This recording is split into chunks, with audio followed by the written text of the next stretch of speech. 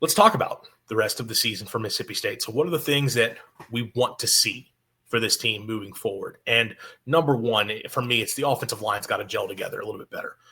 They need to be able to, one, get healthy up front, but they need guys like Jimothy Lewis and Javen James to be able to settle in a little bit more. They need better play from their tackles. They need better consistency along the offensive line. It's just that is going to be so important in order for the offense to function the way that you need it to moving forward. You've got to get the offense more locked in and performing better, offensive line more locked in and performing better the rest of the way. If you get better play from the O-line the rest of the season, I think the offense will get a lot better over the back half of the year. But that's the unit where things are going to hinge on. They've got to be able to do a good job of paving the way in the run game. They've got to just give Blake Shapen or whoever's at quarterback a little bit more time for those routes to develop down the field. That is a huge thing for this team. If you get the offensive line performing better, you feel a lot better about that group season as a whole. Another big thing, can you find a consistent pass rusher? Can you find that guy that you can trust each game? The defense has, the offensive line, the opposing offensive line has to account for him as a real threat to be able to get after the quarterback. Who could that guy be for this team? Can DJ Reed? I don't really feel like it's probably going to be an interior guy.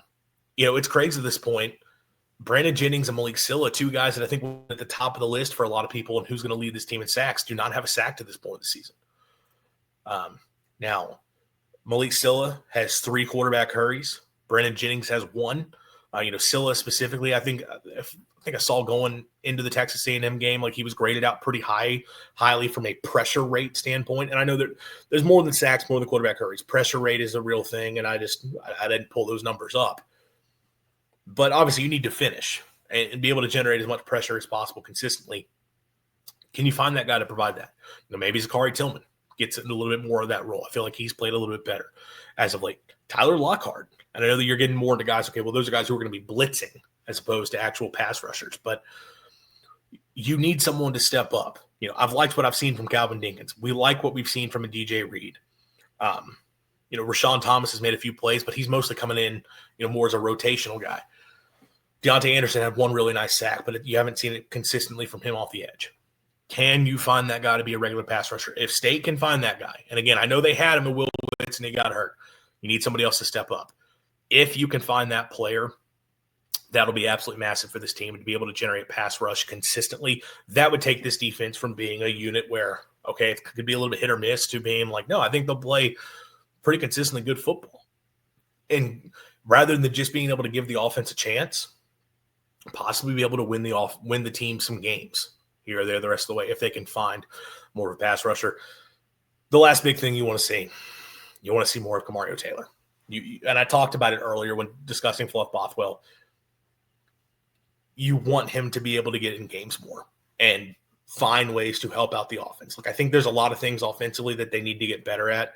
Obviously, from a pass protection standpoint, I didn't really talk about it, but from a pass game standpoint, conceptually, I want to see what Jeff Lebby, does he find to tweak some things the rest of the way to where they have more quick hitters, where the ball is able to get out quicker, where they do a better job of getting guys in space. Can they start blocking better out of the perimeter from a screen standpoint? Because as I've talked about a few times, that is really hurting the offense, that they don't really have that element of the offense with the perimeter screen blocking. But ultimately, like when you have an offense that's struggling, sometimes it comes down to, well, who are the guys that can step up and can make those few plays a game that put points on the board or get you an explosive play to set up points? Kamario Taylor is the type of talent who can do that. And no, that doesn't mean he needs to be starting over Blake Shapen. I don't think that would suddenly fix the offense. But I think finding ways to get him more involved, those can be the few game-changing plays per game, potentially, that are enough to lift you over. Is he ready to be consistent enough to be your starter down in and down out? No, I think that's where Shapen is still going to be your guy and trusting that he's most likely going to execute better play after play. But can Kamario come in and give you a few big plays a game that end up being game-changing moments? I think it's a possibility, and that's why you want to see more of him moving forward. I'm not going to sit here and tell you he's worth a touchdown a game. I'm not going to tell you he's worth a field goal a game. I have no idea. but I think you need to find a way to get him a little bit more involved and see if that can be what sparks this offense moving forward. If those are the three things that happen, really, I mean, look, the trench play is the big thing, right? If you get better on the offensive line and find more of a pass rush, that's going to fix a lot of problems for the offense. But I think whether the offensive line is better or not, getting Kamario Taylor more involved is something that I think can help this team out and give them more opportunities. Let's make a few predictions to close out the season. Will Mississippi State beat another ranked team? I'm not going to go game by game here. We'll just do a few things for the season, how to play out. So the remaining schedule is at Florida versus Texas, who is no longer ranked, at Arkansas. So 3 straight unranked teams. But then you close with 3 straight ranked teams, and teams that I imagine will be ranked the entirety of the year. Home versus Georgia, at Missouri, and then you host Ole Miss in Starkville to close out the regular season.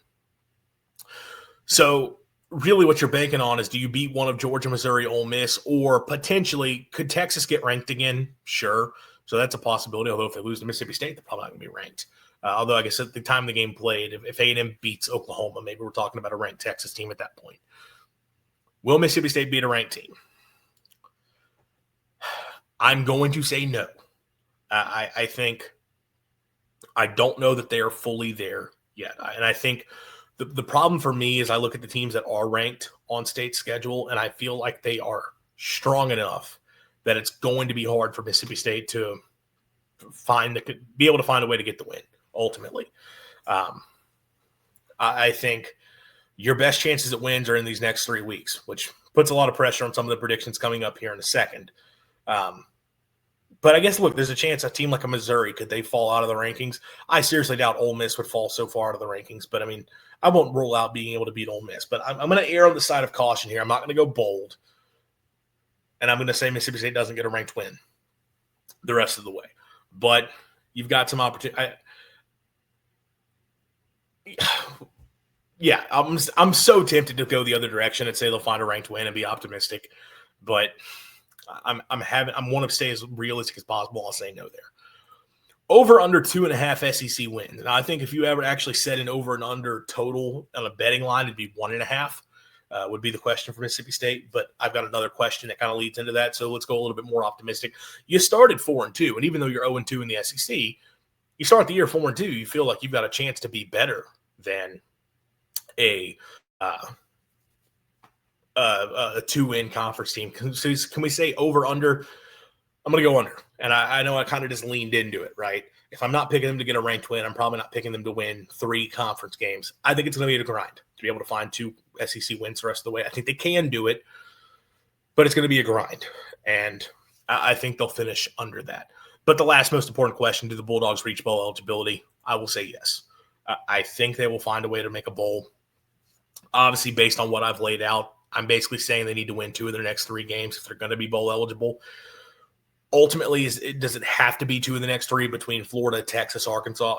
No. Look, I would give them a chance. I would give them a chance in the other 3. Georgia has not looked super impressive with that game at Starkville. You will have a chance. Missouri is going to be very tough, but I think we're going to learn a lot about the Tigers in this game, and that game falls in a weird spot for Missouri. And then when you talk about Ole Miss to end the year, it's in Starkville, it's an Egg Bowl. You're competitive in that game every single season. Ole Miss does not look like a dominant football team to this point. They're very good. They are deserving of the ranking that they have. Do they look like a team that, from a actual on the field standpoint, look like a top 5 team in the country? I don't think so. Maybe they go and prove me completely wrong, and they beat Georgia next week, and then they continue to get better and better. But you'll have a chance in that game. I think State can find 2 wins the rest of the season and be able to close out the year in a bowl game. But it's going to be close. But I think 6-6, this team will find a way to get to a bowl.